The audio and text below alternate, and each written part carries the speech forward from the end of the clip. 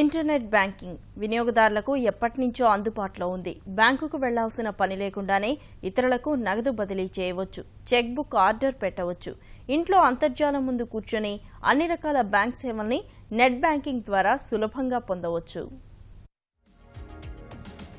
దేశంలోని అన్ని ప్రభుత్వ, ప్రైవేటు బ్యాంకులు నెట్ బ్యాంకింగ్ ద్వారా అనేక రకాల సదుపాయాలను తమ ఖాతాదారులకు కల్పిస్తున్నాయి. డెబిట్, క్రెడిట్ కార్డుల కన్నా నెట్ బ్యాంకింగ్ పట్ల ఆసక్తి చూపించేవారే ఎక్కువ. అయితే కొన్ని జాగ్రత్తలు పాటిస్తే నెట్ బ్యాంకింగ్తో ఎన్నో ఉపయోగాలున్నాయి. ఇంటర్నెట్ బ్యాంకింగ్ సంబంధించి ప్రతి బ్యాంకుకి మనకి గూగుల్ ప్లే స్టోర్లోను అలాగే యాపిల్ ఐఓఎస్ స్టోర్లోను ప్రత్యేకంగా అప్లికేషన్స్ దొరుకుతూ ఉన్నాయి. ఉదాహరణకి ఎస్బీఐకి అయితే కనుక ఆన్లైన్ ఎస్బీఐ అని, అలాగే స్టేట్ బ్యాంక్ ఎనీవేర్ అని చెప్పేసి ఇలా అప్లికేషన్ దొరుకుతాయి.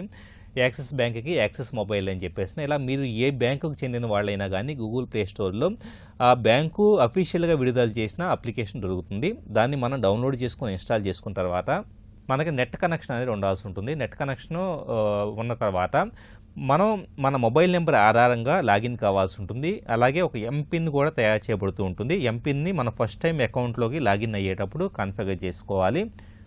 వన్స్ మనం నెట్ బ్యాంకింగ్లోకి లాగిన్ అయిన తర్వాత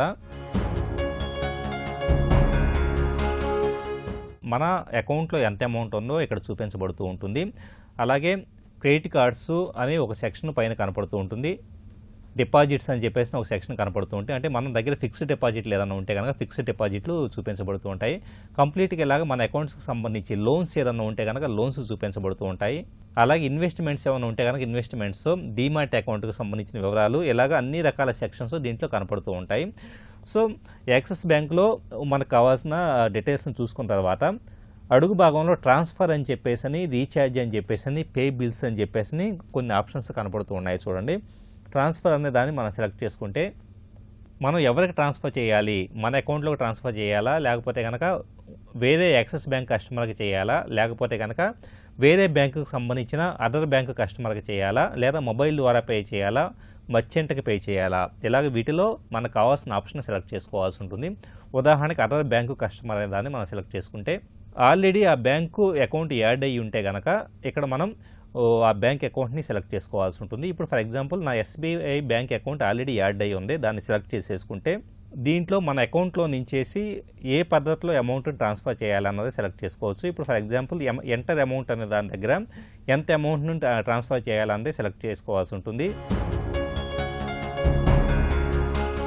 ఆ వాల్యూని ఎంటర్ చేసిన తర్వాత ఏ పర్పస్ కోసం మనం అమౌంట్ని ట్రాన్స్ఫర్ చేస్తున్నాము అన్నదే మనం కారణాన్ని కొన్ని అక్షరాల్లో టైప్ చేయాలి. టైప్ చేసిన తర్వాత నెఫ్ట్ ద్వారా పంపించాలా, లేకపోతే వెంటనే ఇన్స్టెంట్గా ఐఎంపిఎస్ ద్వారా పంపించాలా అన్నదే మనం సెలెక్ట్ చేసేసుకోవచ్చు. ఫర్ ఎగ్జాంపుల్ నెఫ్ట్ ద్వారా మనం సెలెక్ట్ చేసేసుకుంటే నెఫ్ట్ ద్వారా వితిన్ 4 hours లోపల ఆ అకౌంట్లోకి అమౌంట్ ట్రాన్స్ఫర్ అవుతుంది. ఒకవేళ ఆల్రెడీ మనం యాడ్ చేసిన అకౌంట్లు కాకుండా కొత్తగా వేరే వాళ్ళ అకౌంట్ని యాడ్ చేసి వాళ్ళకి డబ్బులు పంపించాలంటే కనుక యాడ్ టు పేయీ అనే బటన్ని మనం సెలెక్ట్ చేసుకోవాల్సి ఉంటుంది. ఇక్కడ కూడా మనం యాక్సిస్ బ్యాంక్ కస్టమర్ అయితే ఫస్ట్ ఆప్షన్ని, వేరే బ్యాంకుకు సంబంధించిన కస్టమర్ అయితే అదర్ బ్యాంకు కస్టమర్ అనే దాన్ని సెలెక్ట్ చేసుకోవాల్సి ఉంటుంది.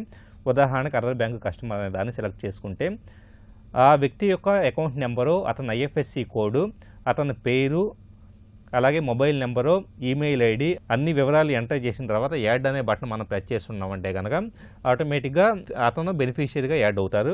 ఇక నుంచి వాళ్ళ అకౌంట్స్కి మనం అమౌంట్ని ట్రాన్స్ఫర్ చేసుకోవచ్చు. అలాగే షెడ్యూల్డ్ అనే దాంట్లో వచ్చేటప్పటికి మనం వేరే వాళ్ళకి అమౌంట్స్ని షెడ్యూల్డ్ ప్రకారం ట్రాన్స్ఫర్ చేసుకోవడానికి కూడా అవకాశం కలుగుతూ ఉంటుంది. అలాగే ఈ యాక్సిస్ బ్యాంక్ అప్లికేషన్లు కావచ్చు, మీరు వాడే ఇంటర్నెట్ బ్యాంకింగ్ ఏ అప్లికేషన్లు అయినా మెనూలోకి వెళ్తే కనుక బ్యాంకింగ్కి సంబంధించి ట్రాన్స్ఫర్లే కాదు, రీఛార్జీలు కావచ్చు, బిల్స్ని పే చేయడం కావచ్చు, అన్ని రకాల ఆప్షన్స్ కనపడుతూ ఉంటాయి.